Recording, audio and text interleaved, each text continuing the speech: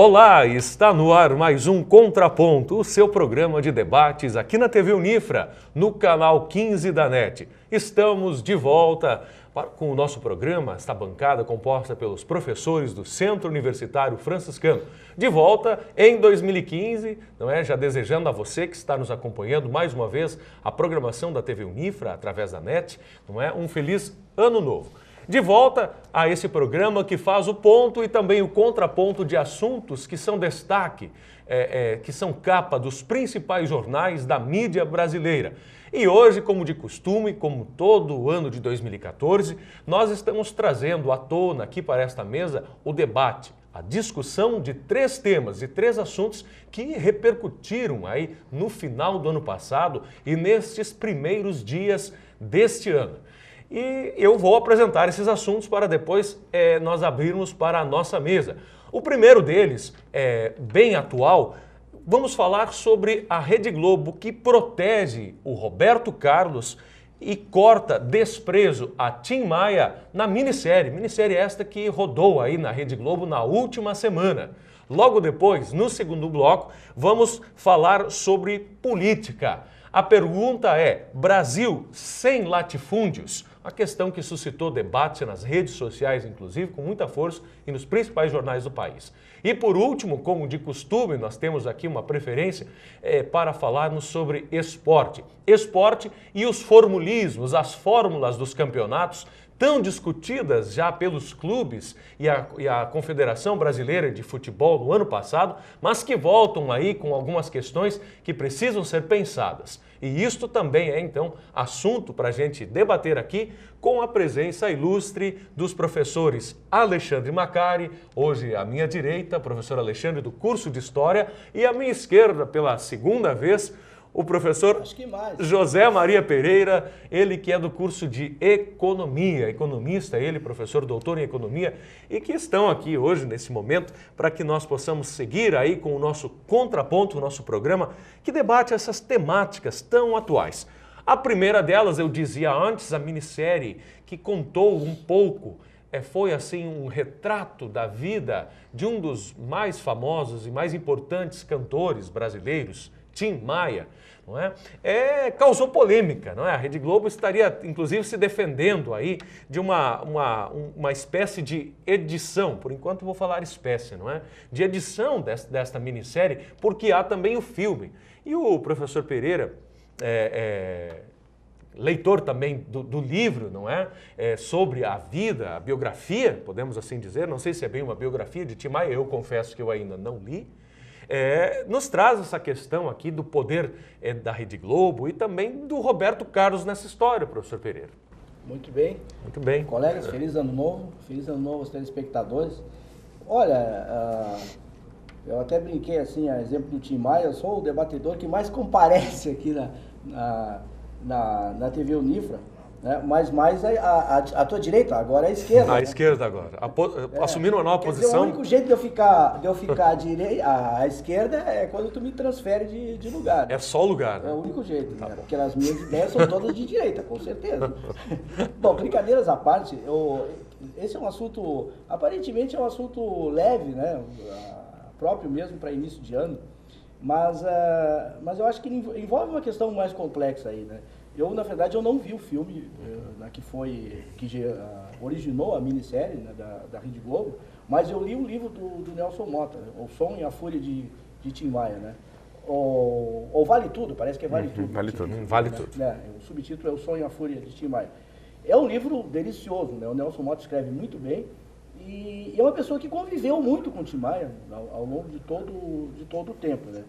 O que analisando o livro e comparando com a minissérie, e mesmo os depoimentos, aliás, do próprio Nelson Motta, eu notei diferença, né? E especificamente em relação a um tópico, que é o caso do Roberto Carlos, que ele aparece no livro como vilão e na minissérie ele aparece, na verdade, como alguém que ajudou o Tim Maia, né? Que é exatamente o oposto. Então isso realmente me chamou muita atenção, isso leva a refletir sobre uma outra questão, né? Quer dizer, o poder e a influência do Roberto Carlos em relação à Rede Globo de televisão. Quer dizer, uma emissora entre as maiores do mundo, e ela se sujeita, né? Quer dizer, qual o medo que a Globo tem de desagradar o Roberto Carlos. E aí eu ligando, por exemplo, com um especial de fim de ano do Roberto Carlos.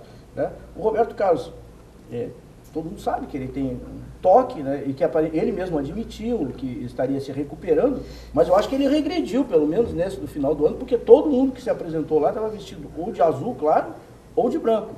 Né? E a Rede Globo aparentemente exigiu que os artistas que se apresentaram se submetessem a essa exigência do Roberto Carlos. E agora a gente vê que há uma edição notória, né, da participação do Roberto Carlos, e aí eu acho que além da Globo, o próprio Nelson Motta se desdiz, né, nessa versão da Globo. Então eu levanto essa questão, quer dizer, se algo, por exemplo, a Globo sempre nunca admitiu que tivesse editado aquele debate entre o Lula e o Collor. Né? E havia muito mais motivos na ocasião para que ela se posicionasse, porque defendeu ostensivamente, a Globo se posicionou defendendo a candidatura do Collor. Jornalistas da Rede Globo, como Wilson Scamparini, por exemplo, que depois, né, do impeachment do Collor, se exilou na Itália e nunca mais voltou. Né? Então o pessoal mais jovem não lembra desse período. Então a Rede Globo nunca admitiu. Mas agora, na verdade, ela acaba fazendo uma espécie, no meu juízo, uma espécie de confissão de culpa por um assunto pueril, editar uma participação do Roberto Carlos. Muito bem, o professor Alexandre também tem um ponto de vista, ele é um cinéfilo, ou quase um cinéfilo, né? O professor Alexandre é um cinéfilo, olha só. Escreve sobre isso também, né, Alexandre? Já tem um mergulho, né, nesse contexto, não é, de conhecimento, de produção de conhecimento. E aí, Alexandre, o que você enxerga diante dessa situação, né? O professor levanta aqui uma questão de uma consideração especial, eu estou sendo aqui talvez razoável, né? Da Rede Globo com um sujeito, com Roberto Carlos. Ele tem esse poder? Por que a Rede Globo teria protegido Roberto Carlos na minissérie que rodou há pouco tempo agora na TV? Bom, então, feliz 2015 para os colegas, para os telespectadores também. Olha, eu vi o filme, né, eu não li o livro do Nelson Motta, né, então também não tenho essa preocupação também de fazer um comparativo entre o livro e o filme, e vi o primeiro episódio da minissérie. Né, então, acompanhando filme e minissérie, bom, são produtos completamente distintos. A Globo ainda tentou colocar na minissérie, nas chamadas, o nome do diretor do filme, né, quem fez o roteiro para o filme, quem fez o roteiro para a minissérie, tentou, né, dar uma despistada nisso aí, mas colocou. Dirimir um pouco as comparações, né, nesse sentido, né, Alexandre? Porque são produtos diferentes, completamente diferentes. Outras edições, outras preocupações, né, outros objetivos, e aí talvez, né, me aproxime desse pensamento do professor Pereira, né, que justamente de, né, enfim, estar preocupada com os seus funcionários, né, o Roberto Carlos e o Nelson Motta. Pois são por mais que o Roberto Carlos seja o rei, né? Será que ele é funcionário da Rede Globo? Pois mas aí é que tá, não existe, não deve existir no contrato do Roberto Carlos e a Rede Globo. Quem é funcionário de quem, no caso? Não deve existir esse tipo de exigência. Eu acho que uma emissora do porte da Rede Globo não poderia aceitar, mesmo sendo o Roberto Carlos, a exigência que todos vestissem azul ou branco, e menos ainda, né, que um depoimento que está no livro, quer dizer, tem uma prova lá, né, que aceitasse essa mudança. Mas o público que acompanha, professor, e é incrível, que um tempo atrás chegou-se a cogitar que não haveria mais aquelas, o Roberto Carlos especial de final de ano. Sim. E o clamor popular, aí que está, essa seria a explicação mais plausível. Mas aí eu tenho um contraponto, que é o seguinte, vocês já perceberam que antes o Roberto Carlos, ele gravava esse especial na noite de Natal, né? Ou, no caso, gravava um pouco antes e ia ao ar na noite de Natal. E ia no horário cedo, né? Logo depois da novela, porque a novela tem que passar de qualquer jeito, senão o mundo acaba. Então, logo depois da novela, que seria, digamos, 10h30, e essa última, o Roberto Carlos ficou num dia não tão bom, ele ficou fora do Natal, ficou um pouco longe do Natal, né? Que foi a gravação do programa dele, e muito tarde da noite. Eu acredito que depois das 23 horas, não sei, 23 foi um pouco mais terminou tarde, quase 1h da manhã. Exato. Então, sinal que eu acho que o Roberto Carlos já também não dá tanta audiência assim, né? Pois é, mas nesse sentido, né, não sei se esse é o caso, né, propriamente, mas o que era para ser uma ideia de uma minissérie biográfica, né, sobre o Tim Maia, acabou indo por um outro lado. Mas é que o Roberto Carlos não estava em questão, quer dizer...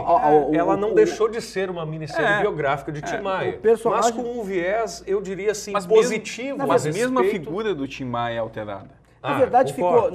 Eu assisti e também fiquei um pouco... Também achei. Porque a gente lê bastante sobre, eu não li o livro. Muito estereotipada. No livro não é daquele jeito. Eu também acho. O maluco ele era, mas... Porque as falas são diferentes do livro também. Não, claro. O Erasmo Carlos... São obras de arte distintas. Exato, são artes distintas. Mas ambos foram apoiados, principalmente no roteiro do livro, né, em cima do Nelson Motta. E como sempre, a gente... o filme ou a minissérie, o que quer que seja, sempre, claro, não pode cobrir tudo que está no livro. Claro. Né? Mas tem um perigo que essa minissérie traz, que é o seguinte, os depoimentos. Quando tu assiste, mas aí vira um documentário. Quando tu assiste uma ficção, que tem cenas de ficção ali, no caso, né, com inserções de depoimentos, o público vê aquilo de uma forma, né, pensando que aquilo lá, foi assim. Foi assim. Sabe qual é a ideia que dá? A ideia é que parece que essa minissérie foi montada, eu esperava, pelo menos, né, no sentido de valorizar o Tim Maia, né? Acho que de alguma maneira sim. De mostrar digamos, um cantor que não tinha comparação com o que ele fazia entre os cantores brasileiros e que foi um cantor maldito durante o período em que ele era vivo. E eu pensei que seria uma espécie de reabilitação, inclusive dos problemas que o Tim Maia teve com a Rede Globo, de faltar shows. É que existe hoje toda uma produção comercial sobre esse manancial mas sabe o que parece? De produção do Tim Maia, da música, da produção do próprio sujeito. E a mídia interessada nisso está preocupada, sim, na manutenção da boa imagem desse sujeito. Mas aí que tá, não, mas acho que não. Essa é uma explicação. Eu acho que a intenção da Globo não foi essa. Pelo contrário, a intenção da Globo, que ela montou essa minissérie, que na verdade se assemelhou a um documentário, virou um documentário, na verdade, para defender as pessoas que no livro eram atacadas. Pelo Nelson Motta. Pelo próprio Nelson Motta. Pelo próprio Nelson que Motta. volta na minissérie e se contradiz em alguns momentos. O Nelson Motta se contradiz. Certamente se contradiz. Né? Ele não discorre muito sobre essa questão, mas na frase que ele tem, ele mais ou menos ele diz que o Roberto Carlos fez o que pôde. Né? Mas aí o Roberto Carlos fez o que pôde, mas o que ia fazer o que pôde, né? Então o Nelson Motta, eu acho que ele ficou, na verdade, por isso que eu estou dizendo, como é que uma emissora como a Rede Globo, aparentemente ela jogou pressão, né? Inclusive em cima do próprio Nelson Motta, para reabilitar esses personagens. Por que eu faria isso? Roberto Carlos, Erasmo Carlos, etc. Eu vou pelo viés comercial, sempre. Eu ainda acho que o viés comercial seria a única explicação que é manter o mito do Roberto Carlos. Exato. O Roberto Carlos ainda tem um clamor público forte e, de alguma maneira, a Globo ainda não conseguiu encontrar um sujeito que consiga substituí-lo. Porque ela faz aquele especial de fim de ano onde reúne, professor Pereira e Alexandre, vários personagens da cultura musical brasileira. De todos os cantos. Mas vamos combinar que esse especial do Roberto Carlos está virando... vou dizer a minha opinião. É que nem fosse o programa do Chacrinha anteriormente, que o Chacrinha dizia que recebia, a expressão que ele usava, esse jabá, né? Jabá das gravadoras para lançar. Então ele está vendo que cada vez mais o Roberto Carlos está lançando cantores que interessam, sobretudo, a Rede Globo e a Som Livre. O caso do Luan Santana que apareceu foi uma coisa, é que nem a música dele, meteórica a aparição dele no programa. Em alguns segundos ele desapareceu do ar, né? Mas o Roberto Fernandes... E a gente viu que o Roberto Carlos estava bem contrariado, entendeu? Quando, no caso do Luan Santana, ele estava bem contrariado. E agora estão enchendo, botaram Alcione, isso. Então está parecendo que realmente ali a situação já não é assim, digamos assim, a lua de mel do Roberto Carlos e a Globo que nem era antes. Mas não podemos comparar também o Roberto com toda a história da produção musical que ele constituiu para o Brasil, de tantos cantores, tantos artistas que hoje bebem ainda desta larga, extensa produção cultural e musical, vamos dizer assim, né, Alexandre? Sim, mas vamos... E eu acho, professor... Vamos ser honestos. Não, o Roberto Carlos não produz nada há 10 anos. Eu concordo, mas ainda há essa já imagem... gravou as baixinhas, as gordinhas, agora entrou a de 40, né? Mas ainda há essa imagem... De novo. Essa já era antiga, entendeu? Não, quer dizer, não tem mais, o Roberto Carlos não produz mesmo. Agora a imagem de ídolo dele foi construída pela Rede Globo e ela ainda pretende, ela ainda busca sugar à luz desta construção da realidade. É importante dizer isso para o telespectador, que nós trabalhamos com mídia. O objetivo a mídia não tem como objetivo, mas sim como função, e o próprio jornalismo faz isso, constrói a realidade à luz da sua subjetividade, da sua complexidade e individualidade. Né? A Rede Globo faz isso, quer dizer, ela construiu uma realidade a respeito de Tim Maia, e a partir disso ela vai se aproveitar de alguma maneira. E eu acho que o viés comercial ainda seria a coisa mais plausível. Porque não há outro objetivo. Só o que eu lamento é isso, que a é um Globo, saudosismo que Globo, mantém ainda firme a raiz daqueles sujeitos. Para mim, na minha opinião, assim, a Globo prometeu e não entregou. É isso aí. Ela prometeu fazer uma minissérie sobre o Tim Maia. Sim, né? Sobre o Tim Maia. O que eu esperava encontrar é algo mais ou menos semelhante ao que está no livro, e na verdade ela acabou fazendo uma espécie de documentário para salvar as aparências. Na verdade, sim, a Globo tem essa estratégia já de filmagem, que é fazer um filme, lançar o filme e, na sequência, fazer uma minissérie. Fizeram com o Tempo e o Vento isso. Claro. Fizeram um filme, lançaram um filme, depois fizeram a minissérie. Mas, Alexandre, eu acho que é mais. Agora está havendo uma tendência, do meu ponto de vista, da Globo Filmes, por exemplo, fazer filmes de baixo orçamento, curtos, porque hoje a gente vê que praticamente não tem mais salas de cinemas. Mas não é o caso desse. Não é o caso desse. Mas, por exemplo, o que tu vai ver, bom, não sei se é o caso desse, mas a maioria dos filmes são filmes comédias, não, mas isso coisa sim. de consumo rápido, isso sim. O que acontece? Logo depois ela lança na TV. Não, mas o que ela faz é justamente o contrário. Eu discordo do senhor. Porque o Tempo e o Vento é uma produção... Mas o Tempo e o Vento tem 20 anos. Que também a Globo... Não. Eu me refiro ao filme recente, que virou microsérie, e agora o filme do Tim Maia. São produtos comerciais de alta rentabilidade. Né? E aí eu penso assim, ó, que... Né, tu diz o filme. O filme mais recente, não a minissérie antiga, clássica. Aquela clássica. Essa é outra coisa. Essa é outra mas história. Mas o que eles fizeram? Por exemplo, pegaram esse filme, eu até vi, eles não dividiram em duas partes o filme, não adulteraram o filme. Não. Foi o mesmo. É diferente. Caso, não mexeram. É diferente também. Não mexeram? Mexeram? Mexeram. Eles também mexeram. É que é impossível não editar nesse caso. Talvez eu não sou um técnico em edição de audiovisual, mas se nós teríamos aqui os colegas da própria TV Unifra, eles mas o que eles fazem, nos ajudariam nessa explicação. Só para ficar no Tim Maia, né? O que eles fazem eles tiram a problemática maior que envolve drogas, por exemplo, né, do Tim Maia. Na minissérie isso aparece minimiza. muito menos, muito mini. Né? Há um discurso leve. O discurso leve. O próprio Roberto Carlos, né, que é o grande foco, né? E, enfim, os depoimentos que agravam, né, justamente essa ideia. Os depoimentos foram positivos, né? Todos. Foram bons. O Erasmo... É aquela coisa, o sujeito morre, né? No caso do Roberto Carlos não morreu ainda, né? Sim. Mantém-se como ídolo. Vira-se, né? O que eu queria dizer, eu acho que está havendo essa tendência realmente de antes de se fazer filmes de baixo orçamento, tipo 2 em 1, e aproveita esse filme de baixo orçamento para fazer uma minissérie.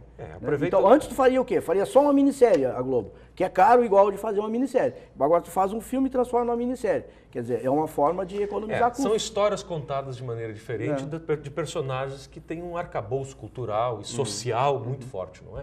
Mas nós encerramos nosso tempo já, passando do nosso tempo. Mas é um assunto interessante e que merece realmente que nós possamos, assim, depois, em outro momento, quem sabe, numa outra possibilidade aí de uma produção televisiva. Certamente vão aparecer. O que eu acho que isso remete à questão no caso, da liberdade de criação. Acho que isso é o principal, né? Se a gente já vê o merchandising nas novelas, o sujeito entra num carro, né, insere-se aquilo ali dentro do contexto da novela, que não tem nada a ver com o roteiro, só para fazer a publicidade. E agora está se fazendo pior, que eu acho que... Produção de sentido. No caso é a mesma coisa, é vender um produto, que o produto chama-se Roberto Carlos. Tá bem. Bom, assim encerramos esse primeiro bloco do nosso Contraponto, o primeiro Contraponto de 2015. Na sequência, no segundo bloco, vamos falar de latifúndios. Afinal, temos ou não temos latifúndios no Brasil? Esse é o tema, voltamos já, não saia daí.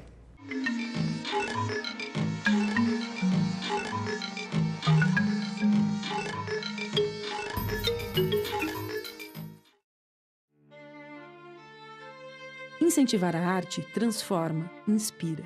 E através desse projeto em Santa Maria, criamos grandes artistas à espera dos seus aplausos.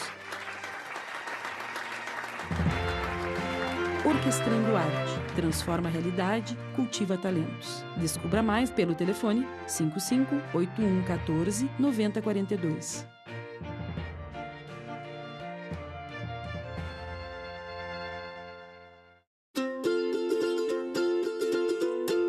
Sua família pode fazer parte da realeza. Ela se torna mais nobre quando decide compartilhar. Doar órgãos é um gesto que envolve toda a família. Família nobre é a família consciente. Comunique sobre suas intenções. Doar, um ato familiar. Campanha Doação de Órgãos.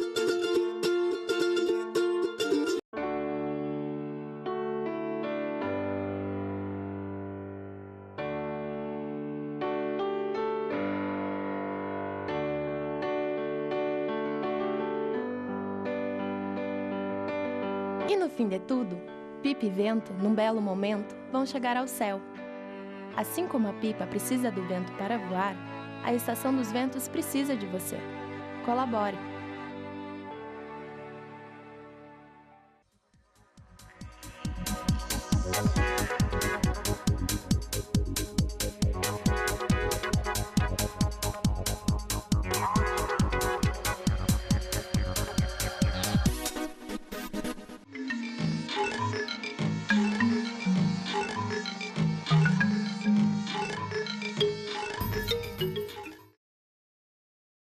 Muito bem, de volta, segundo bloco do Contraponto, agora para falarmos sobre uma notícia que circulou e alguns comentários opinativos também de jornalismo opinativo nos principais jornais do país, que destacaram a questão que discutia se existiam ou não os latifúndios no Brasil. E a discussão foi cair lá no Ministério da Agricultura também.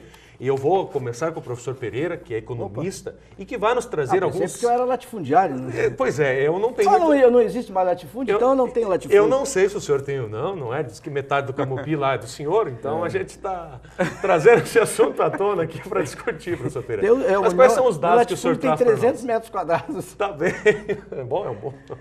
Olha, realmente esse é um assunto, né, interessante. A gente assistiu agora, eu, sem muita surpresa, né, a escolha do Ministério pela Dilma. Né? E a gente tem a biografia da Dilma, claro, como militante de esquerda, né, que em um determinado momento chegou quase a pegar em armas contra a ditadura e tudo mais. Então a gente tem aquele perfil assim que ela jamais se aproximaria, digamos, de uma latifundiária. Mas não nesse caso específico, né, não só se aproximou, como nomeou ela ministra da Agricultura. Seria mais ou menos, a meu juízo, como entregar as galinhas à raposa, né? Seria nesse sentido. Porque essa senadora, ela inclusive foi presidente da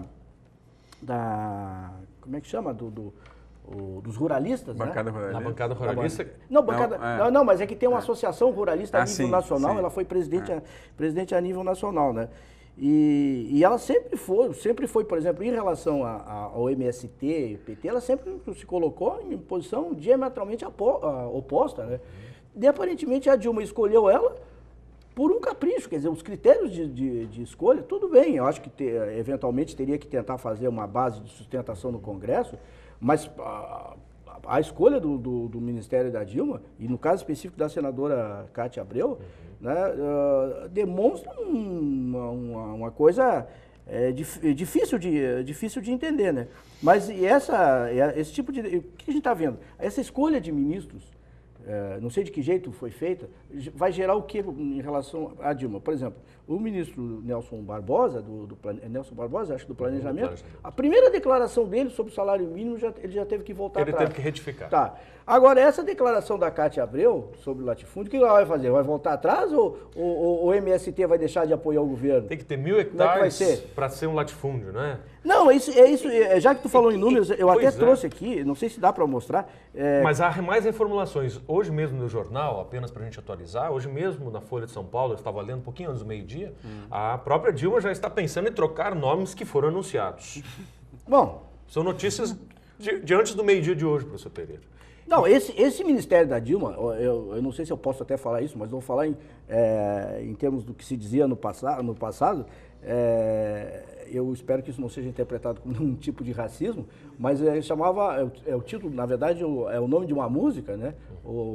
Que era de um colunista do Rio de Janeiro, que era o Stanislau Ponte Preta, que é o samba do crioulo doido, né? Sim. Na verdade, esse ministério é porque a gente pega, por exemplo, o Padilha, que era ministro do Fernando Henrique Cardoso. E que responde à justiça. E está no Ministério da Aviação. Sim. Né? Quer dizer, e aí a gente vê de tudo que é coisa. De tudo, 39 ministérios, tá? Mas especificamente nesse caso, antes de vir para cá, eu acessei ali a internet e por acaso eu peguei uma matéria, aliás, da própria Folha de São Paulo, não sei se vocês viram, foi postada agora à tarde, e tem uma tabela aqui com a concentração de terras no Brasil, né? Então, tu diria que 1.000 hectares seria um latifúndio? Não, eu não diria, mas a informação que circula é que sim, não é? 1.000 hectares se tornaria um latifúndio. Pois 45% da área ocupada no Brasil, né, tem mais de 1.000 hectares. 45% da área rural. Se tu puder mostrar para os telespectadores... O senhor mesmo, acho que sim, a gente consegue focar uma câmera aqui agora. Para a gente conseguir mostrar para o nosso acho que o telespectador, só para ter uma ideia que a gente vai falar Acho que a câmera 2 com o Otávio consegue focar alguns dados aí para mostrar. Pode ser assim. Então, eu até marquei ali com uma flechinha essa parte de baixo, né? 45%, né? Ou seja, quase metade tem mais de 1.000 hectares. Né? Quase metade de produtores rurais no Brasil, ou de donos de propriedades rurais, dizendo assim, tem mais de 1.000 hectares. As grandes propriedades, né? Nossa, mas é muita gente rica, então, quer dizer, em contrapartida, né, a gente percebe também, posso recolher? Se percebe também que propriedades de menos de 10 hectares, que são praticamente quase minifúndios, né? Representam, por exemplo, essas propriedades com 1.000 hectares ou mais, em termos de total de estabelecimentos, representam menos de 1%, 0,92%. E as de menos de 10 hectares representam 47,86%, ou seja, quase 50% tem menos de 10 hectares. Né? São minifúndios. Em termos de área ocupada, por exemplo, menos de 10 hectares tem 47% do total de estabelecimentos e apenas 2,34% da área ocupada. E as de mais de 1.000 hectares têm 45% da área ocupada. Bom, se não existe latifúndio no Brasil, então não sei por quê. Né? Deve ter no Uruguai, né? Agora, como é que uma ministra da Agricultura se sai com um depoimento desse? Quer dizer, eu acho que mais ou menos é como tu colocar, gasolina pura isso daqui para provocar incêndio, né? Sim. Esse depoimento que ela deu foi justamente uma entrevista que ela deu para a Folha de São Paulo, né? Que foram fazendo várias perguntas e veio uma pergunta que perguntava sobre a questão da reforma agrária. Como ela faria a reforma diante desse quadro. Isso, né? Então, aí ela quis esvaziar um pouco o próprio debate sobre uma ideia de reforma agrária, falando que não tem latifúndio. Né? Mas, bom, não tem latifúndio, para que MST? Por que MST? Mas então, assim, para que ministro, então? Para quem é ministro da Agricultura? Pois porque o ministro da Agricultura, nesse momento, teria como principal tarefa organizar uma reforma mas seria agrária. Só para cuidar do agronegócio. Pô, mas então pega um CEO. Mas aí o próprio ministro do Planejamento pode cuidar disso. Não, mas a gente pode fazer o seguinte. Ou da Fazenda. Substitui o Ministério, sai o Ministério da Agricultura e entra o Ministério do Agronegócio. Mas esse ponto que tu tocou, da nova configuração dos ministérios, né, realmente é algo que eu tenho acompanhado também agora no período final do ano e início do ano, né? E claro que, como eu trabalho um pouco com a questão do esporte ali, né? a própria a mudança do ministro dos esportes indo para uma outra pasta, né, e assumindo um outro que não tem nada a ver com esporte, já mostra que há e causa uma insegurança. Tendência, é uma tendência assim, professor Pereira, causa uma insegurança político. na própria Mas como é que a Dilma, do país. Como é que a Dilma vai administrar esse conflito? Porque agora é entre PMDB e o PT. E dentro do PT tem uma corrente, uma coalizão. uma corrente que foi beneficiada com o Ministério e a outra corrente que não foi beneficiada. Então a gente vê, por exemplo, o Guido Mantega nem transmitiu o cargo ao novo ministro da Fazenda, do Joaquim Levy. Ele nem esteve presente. Por porque problemas a gente internos. Não, certamente. Né? Então a gente vê agora, por exemplo, essa declaração, vai haver muita dificuldade de relacionamento com o MST. Porque o que aconteceu desde Lula com o MST? As invasões foram mínimas durante esse período. Quer dizer, tanto o MST como a CUT se domesticaram. Né? Se domesticaram. Sim. Ao longo Calaram-se. E não houve mais reivindicação nesse aspecto. Então, e agora como é que fica? De novo, né? Os então, ministros acho que é uma dificuldade enorme da Dilma, porque há um PMDB que ora apoia, ora não apoia, porque está dividido, e há um PT dividido. O problema é que os movimentos sociais, né, eles estão, né, eles estão deixando de ter o caráter de movimento. Eles foram anestesiados ao longo do Gente, eu acho que esses ministros não sabem o que dizer, eles estão perdidos, eles não sabem para que lado eles vão atirar os seus discursos, justamente porque há uma coalizão dentro do PT e também ali uma discrepância com o PMDB que está invadindo o PT, a interseção. Esses sujeitos, na hora que vão falar com uma entrevista como essa, se apertam e não sabem para que lado vão atirar e estão causando no mínimo animosidades. E eu acho que isso está se configurando com algo muito negativo nesse início de governo Dilma. Esse é o meu ponto de vista, professor Pereira. Eu acho que esse diagnóstico do senhor aí, preliminar, que nós já vimos fazendo no fim do ano passado, né, da Dilma não conseguir um discurso, eu diria assim, que consiga unir, convergir algumas ideias, está levando esses sujeitos que não estão sendo bem orientados a jogar palavras que estão piorando a situação. Esse é um ponto de vista pessoal. É que eu acho que, na verdade, todo mundo se acha independente. Pois é. Né? Eu acho que todo mundo acha que entrou lá, não pela Dilma. Entrou lá porque o partido colocou ele lá dentro, porque ele tem influência política, e cada um vai tentar, naquele seu nicho lá, se promover o máximo que ele puder.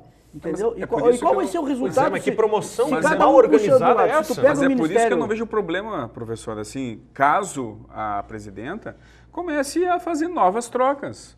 Exato. Porque assim, tu pode errar, sim. Tu pode errar. Ela pode errar. Sim, mas não na primeira semana. Mas pode errar, não é a primeira semana, professor, é uma continuidade.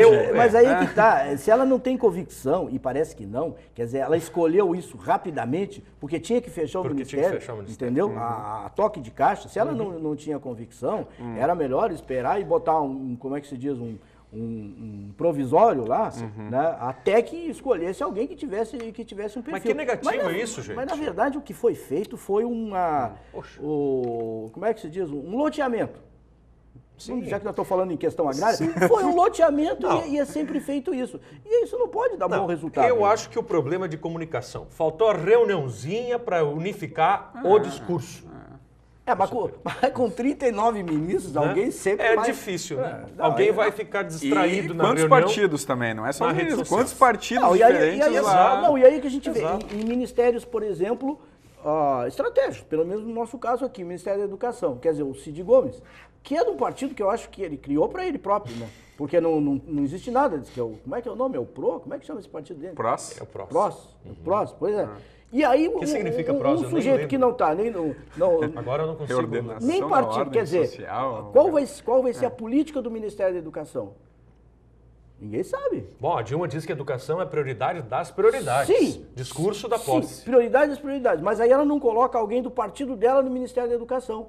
Aí que eu vejo uma incoerência. Não está dando tanta importância quanto deveria dar, se é realmente. Inclusive ela criou um slogan aí, né? Como é? Pátria...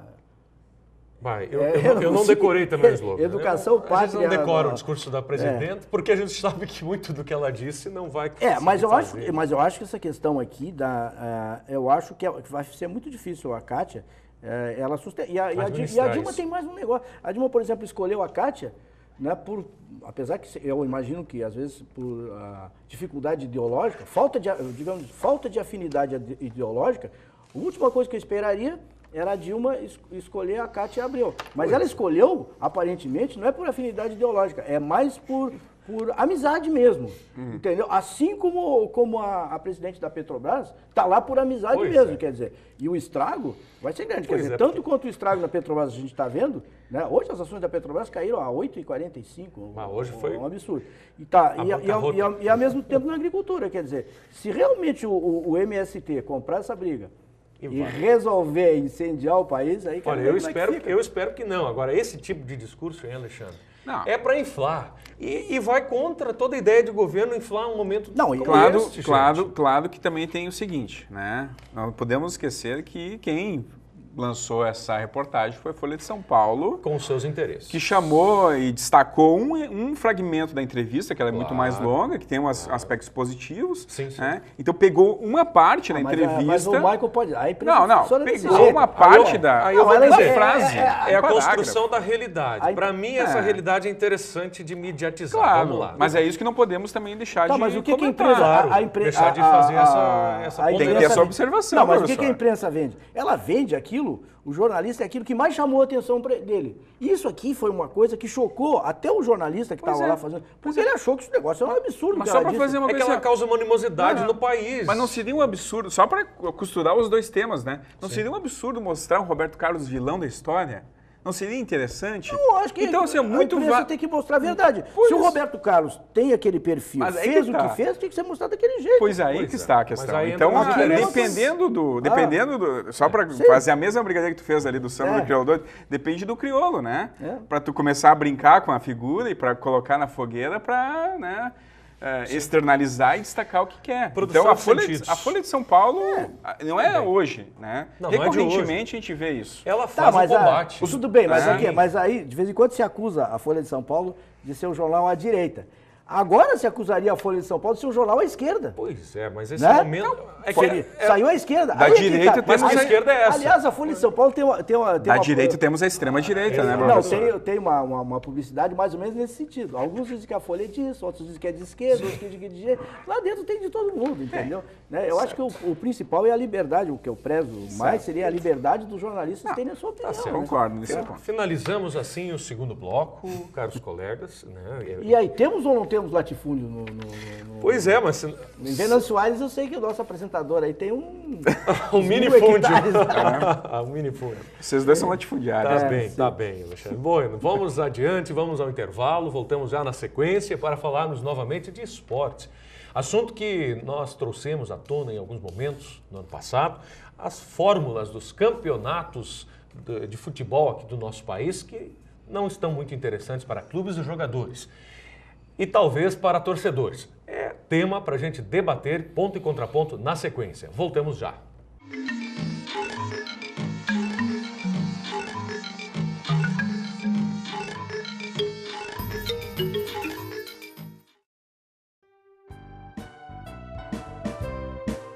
Tudo que é ensinado na infância reflete no futuro. Por isso, o projeto Acorde com Arte atende crianças que dependem da sua ajuda para aprender ainda mais sobre arte e educação. Assim, vamos construir uma sociedade cada vez melhor. Ligue 3213 5368 e faça sua doação. –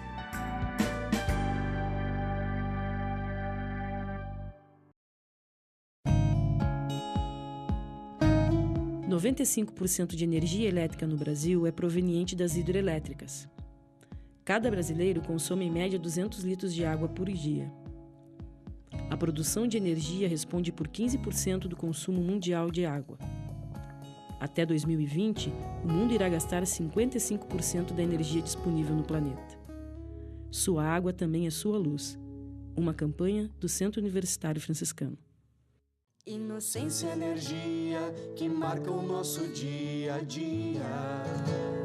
Cuide do nosso futuro, cuide das nossas crianças, com seu gesto de ternura. Santa Maria avança. Seu gesto pode mudar a realidade de muitas crianças. Colabore com a escola Nosso Lar.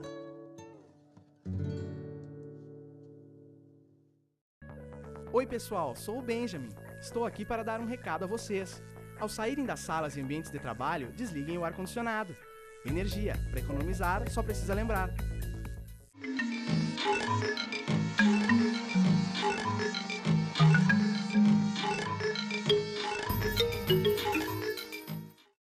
Muito bem, de volta ao terceiro bloco do Contraponto. Estávamos falando, discutindo no ano passado já sobre as fórmulas, os modelos, as datas, os calendários dos campeonatos de futebol, professor Alexandre. Agora começo com você que é o mais interessado na questão do esporte aqui. Não que o professor Pereira não seja e tão crítico e sensato quanto. Mas o Alexandre suscitou este assunto, trouxe à tona. Alexandre, o que você está enxergando para 2015? Problemas para os jogadores, felicidade para a torcida? Olha, se depender do presidente do Grêmio, né, o Romildo Bolzan Júnior, a proposta que ele traz é justamente, né, de trazer mais emoção para todas as competições. O que é emoção para as competições, Alexandre? Emoção seria justamente, né, propor que um campeonato de pontos corridos, onde, teoricamente, o clube mais organizado seria o vencedor, né, o clube mais mediano, né, o que... Mais organizado não quer dizer o melhor time. Não quer dizer o melhor time, né, quer dizer o que conseguiu manter uma média boa durante toda a competição. Uma média alta, né? Não vai perder todos os jogos, que não adianta, né? Então, fazer com que esse campeonato, que existe desde 2002, se não me engano, ele novamente deixe de existir no Brasil, né? Que é um modelo importado da Europa. É um modelo importado da Europa, só o modelo, né? Porque a Europa já mudou também. Porque a estrutura do campeonato na Europa é diferente. É diferente. Né? Então, eles importaram esse modelo, a CBF incorporou esse modelo aqui, né? E o Romildo Bolzan Júnior, juntamente com esforços políticos, junto a outras federações e outros clubes, né, vem tentar trazer a velha fórmula, né, dos playoffs, né, que é uma prática que eu julgo interessante. Parecido, né? com a Copa do Mundo, Alexandre? Parecida eu diria parecida com os playoffs do futebol americano. Né? E como é que seriam? Seriam assim, classificam-se os melhores, por exemplo, os 8 melhores, ou os 4 melhores, né? E aí o primeiro joga contra o oitavo, né? E aí vai, né? Vai se eliminando os piores. Então, essa fórmula, né, ela é muito questionada e muito discutida hoje, porque, enfim, nós já temos campeonatos que têm essa fórmula. A Copa do Brasil, a Libertadores, a Sul-Americana, nós temos a maioria dos campeonatos assim. Né? Então, e são mais emocionantes do que o Campeonato Brasileiro. E são mais emocionantes e colocam à prova, talvez, a qualidade e a própria... E a organização eu não diria do time em campo, mas talvez do clube, como um todo. Mas também tem uma questão, só para, antes de passar a palavra, só para destacar o seguinte... Vai fazer o contraponto, hein? Claro, ele vai fazer o contraponto. Porque também tem isso, Além disso, né, leva mais público. Né? Partidas decisivas levam mais público e isso... Né, e isso é bom para os clubes. Isso é bom para os clubes. E além disso, o Romildo, ele quer abrir e voltar novamente com cervejas vendidas dentro dos estádios. Essa é uma questão que... Então, as duas questões são... Na verdade, essa questão negativa. Mas verdade, por acaso, eu peguei ontem eles estavam no bate-bola da TV Com, né, acho que no domingo, mas repetiu ontem no vídeo novo isso. A entrevista do Romildo Bolzan, e por acaso depois troquei de canal, deu de tarde, e ele estava no Sport TV também, né, englobando. Eu vi a entrevista assim, o pessoal lá do bate-bola meio que apertou um pouco ele e tal. Eu vejo assim, nessa, digamos, cruzada que ele tenta empreender ou liderar, um objetivo mais mercantilizado mesmo, entendeu? De realmente conseguir dinheiro mesmo, conseguir mais dinheiro. Eu acho que tem dois lados, né? Tem um lado que eu acho do ponto de vista da questão da justiça mesmo, né? Porque às vezes um time que teve maior... Hoje, pela forma atual, o time que tem mais regularidade é o time que acaba sendo vencedor. Sim. Então, segundo uma visão, seria mais justo, né? Que ao longo do tempo. Né? Não é uma pessoa que eventualmente tem um desempenho brilhante e depois outro um fracasso. Bom, eu acho que esse é um critério. E até onde eu vi muitos jornalistas saudaram isso como realmente um grande avanço no futebol brasileiro.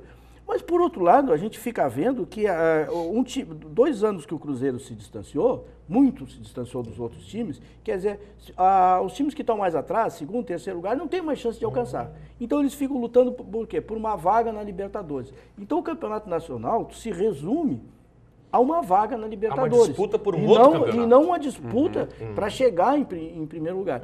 Então, esse eu acho que é um tema muito difícil. Eu acho que os dois lados têm razão nesse aspecto. Mas, aparentemente, eu acho que talvez não a fórmula anterior, que eu acho que é o que ele está propondo, mas criar alguma coisa, uma espécie de um meio termo, né?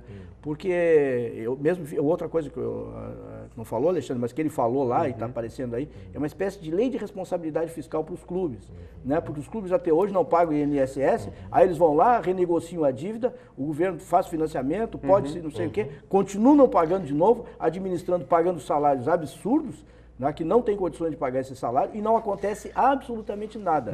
Então, agora eles querem a mesma coisa de novo. E essa lei provavelmente vai repercutir numa espécie de tendência que está se discutindo pela mídia, de que não haverá mais lugar para os grandes salários, justamente por essa fiscalização.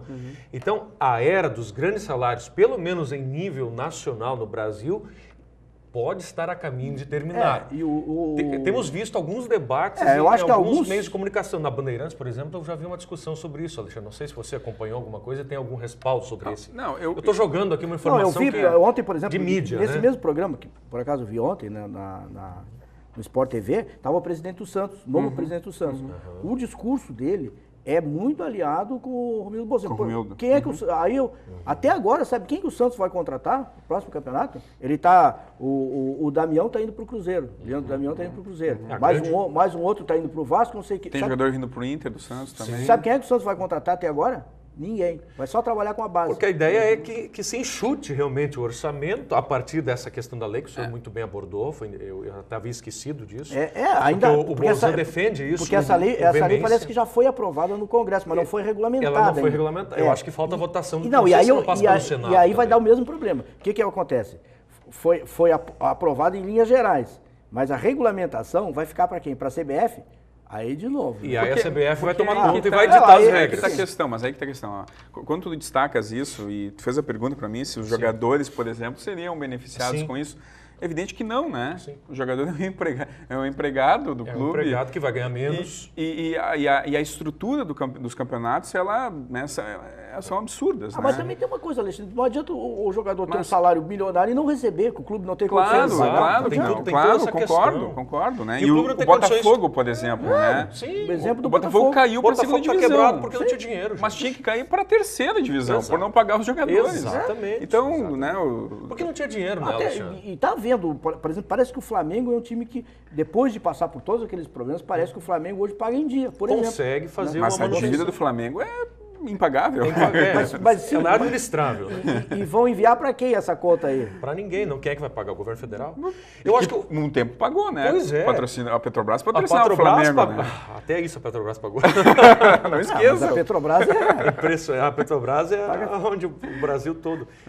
Mas, gente, é interessante. O assunto, ele vem à tona. Nós tivemos um investimento forte do governo, né, para a Copa. Agora, é preciso que os orçamentos sejam mais enxutos para que os pequenos clubes ou os clubes que não receberam possam dar continuidade. Olha o Nordeste, vai ter um clube no campeonato. Sabe o que eu acho engraçado? Quando interessa... E muito da falta de investimento, professor Pedro. É que quando interessa para o clube, ele é empresa. Pois né? Mas é a empresa que sustenta uma legião de torcedores. E quando não interessa... Ele vem com a questão da paixão, da questão emocional, quer dizer, e leva por aí, o governo continua levando, como se dizia antigamente, no beiço, né? Pois é, talvez falta uma profissionalização. Mas é porque o governo não cobra, entendeu? Por exemplo, esse projeto que eles estão fazendo de responsabilidade fiscal, tudo muito bonitinho, não sei o que. Se os clubes se enquadrarem, eles vão fazer metas. Mas se não cumprirem as metas, o que acontece? Não está escrito. Eu diria mais. Se o Corinthians e o Flamengo não cumprirem as metas, porque se a Portuguesa não cumprir as metas, a Portuguesa desaba. Sabe o que aconteceu? Se o Grêmio o Inter, esses vão. Do Grêmio estava e do Santos, sabe o que aconteceu? Outro problema, é que os direitos de televisão, a negociação do sim, campeonato, o Corinthians e o Flamengo estão negociando Sim. separado e eles vão receber, por exemplo, da Rede Globo, já acertaram 150 milhões que eles vão receber. E sabe quanto recebe o Grêmio? 50 milhões. O Grêmio, o Inter, o Claro. Cruzeiro. Não, a né? mídia é a grande fomentadora do Campeonato Brasileiro, me permitam dizer. Agora, o Campeonato Brasileiro não sai sem Rede Globo. Né? Isso nós temos que deixar claro. Isso também é importante. Sim, é muito importante nós deixarmos mas lembra isso claro. do Fábio Koff, quando era presidente do Clube dos 13? Aí ele bateu de Mas o frente Koff com a bateu de Rede frente com a Globo. Globo. Aqui, assim, ó, o campeonato tem que ser exibido onde tiver um número maior de espectadores.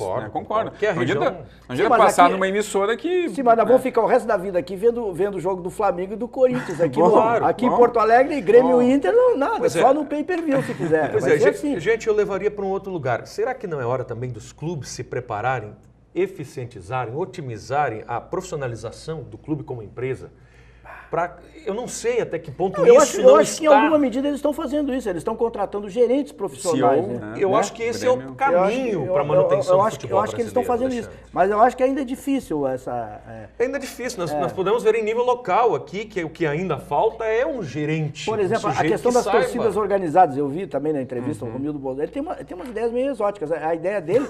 Qual é a dificuldade do Grêmio? O Grêmio está no limbo atualmente. Sabe por quê? Porque não fechou negócio com a OAS, então não tem o estádio. Não sabe de onde tirar Não dinheiro. tendo o estádio, ele não pode fazer promoções que envolvam o estádio. Porque o estádio não é Porque dele, isso aí né? não é dele, entendeu? Falta um diretor de marketing eficiente. Então, realmente, Poxa é uma situação incrível que o Grêmio está. Quer dizer, não pode se estender muito, quer dizer, não pode isso, não pode aquilo, não tem dinheiro, não pode contratar, não pode... Fez um bom negócio. Fechou com a Umbro, que será a nova patrocinadora, e vai receber 15 milhões ao mês. De 15 a 17. né? Da Umbro, todos os meses, por causa desse contrato. Então, pelo menos isso.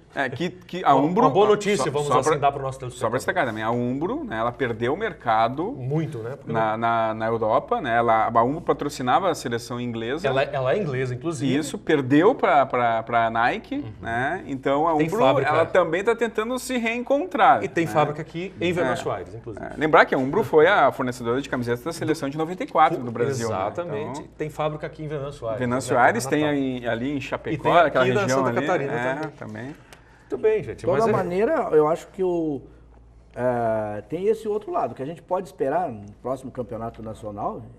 É um campeonato, eu acho que com equipes muito... equilibradas? Eu diria quase que fracas, né? Porque mas foi um campeonato não tem mais como equilibrado segurar pela bons fraqueza, jogadores, né? não Eu foi, acho que Alexandre? tirando... O campeonato 2014 já não foi um pouco assim, professor? Eu achei. De certa forma Equilíbrio foi. por baixo, não por cima. Eu achei. Eu também achei, eu não sei o que... Se destacou os dois times É que estão mineiros. surgindo também novos mercados, né? Que, por exemplo, o caso do México. A gente está vendo que o Grêmio, não sei se foi o Grêmio ou outro, perdendo jogadores, acho que para... Não sei se para a Colômbia, já está surgindo outros mercados aí que estão A pagando própria bem também. Índia, né? Índia, Estados Unidos. Né? Ou Equador, não me lembro muito. Eu achei surpreendente, porque A geralmente... Rússia contrata muito jogador brasileiro, né, gente? A Rússia também está com a economia tá forte. A Ucrânia, né? Que a gente já discutiu aqui também. Exato. Então... Não, vamos ver, né, Alexandre? A fórmula aí é uma questão para a gente pensar. Porque... Eu realmente gostaria que os playoffs... mas eu acho que o próximo campeonato viriam... nacional não muda a fórmula. Não, esse ano não. Essa é uma discussão futura, assim como seria essa questão dos atletas, né? Seriam... O clube é clube dos 8 ou clube dos 11? Tinha o clube dos 13. Dos 13? Eu acho que poderia, por exemplo... Clube dos 13. Nós temos duas etapas do campeonato nacional, né? A semelhança do campeonato gaúcho. Acho que poderia, por exemplo... Bom, mas se o mesmo clube somar mais pontos na primeira e na segunda, daí não daria, não né? vai dar certo. Mas se fossem clubes diferentes, daria. Já fizeram o campeonato nacional com essa fórmula, né? Pois é. E o clube dos 13 não influencia? O clube dos 13 deixou de existir. Não, existiu depois não que tem o mais Fábio poder não institucional. existe, o não. Fábio Koff saiu, né? Então, morreu.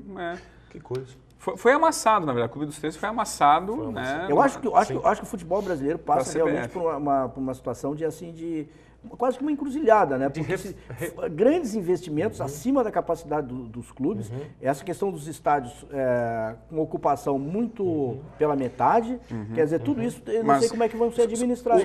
Tem um aspecto que eu acho importante, né? Além disso, né? É que assim, ó, até no passado se falava, bom, Fábio Koff, né, vai assumir, vai continuar governando o Grêmio e tal. Bom, a gente vê o Romildo Bolzan, né? Com o discurso, pode ter o aval do COF, pode ter todo um amparo, mas ele está indo para frente dos microfones e... Ele está assumindo, né? Falando si, no rádio, televisão, no jornal... Mas ele disse nesse bate-bola que a questão da negociação com a OAS é o COF. É o COF? Sim.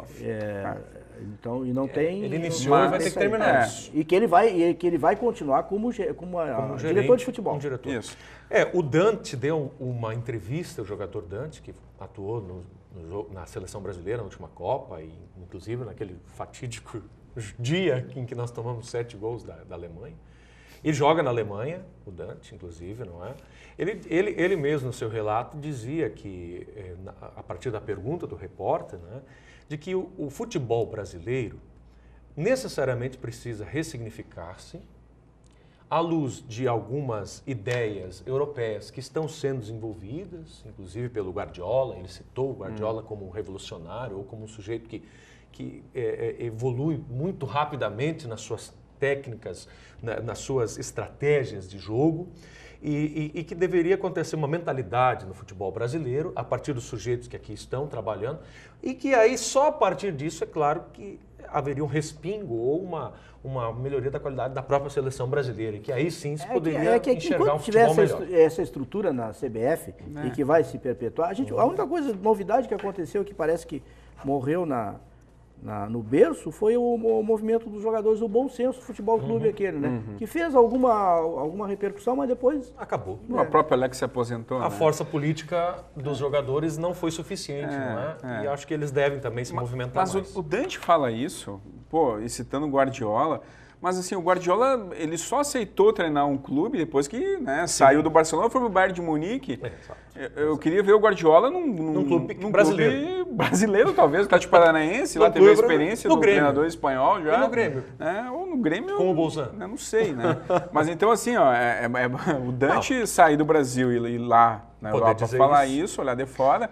Agora, mas ele tem um cadinho de razão, vamos dizer aqui. Pode ter, no sentido de ressignificação, indo ao encontro talvez da expressão do professor Pereira. Pode ter, mas os salários, né, na Europa eles não são salários baixos. Não. Nem o do Dante. Aqui ainda não são também, né, Alexandre? Não. Mas comparado com o da Europa mas num determinado momento, acho que o ano passado, o ano anterior, nós achamos que podíamos competir com os salários europeus. Exato. E deu no que deu, os times estão quebrados. Terminamos assim mais um Contraponto, fechamos mais esse terceiro bloco, nosso primeiro programa de 2015. Gratos e satisfeitos com a sua audiência e que, por favor, você continue nos prestigiando, mandando sua dica, sua pauta, também criticando os pontos e os contrapontos dados aqui nesta bancada. Agradeço muito sua audiência, agradeço também mais uma vez aos professores que disponibilizam o seu tempo para estarem aqui, para que a gente possa trazer essa discussão, esse debate, esse esclarecimento a respeito da sociedade para você, que nos acompanha através do canal 15 da NET. A equipe da TV Unifra também, muito obrigado. E você encontra o nosso programa sempre através do YouTube, da mídia social na internet, no endereço que está disponível aí para você, e também por meio do Canal 15. Obviamente, nós estamos no ar nas quartas-feiras, às 10 horas da noite, nas sextas e também nos domingos, às 10h30 da noite. Você confere o nosso programa. Até o próximo, aguardo a sua audiência. Tchau, tchau.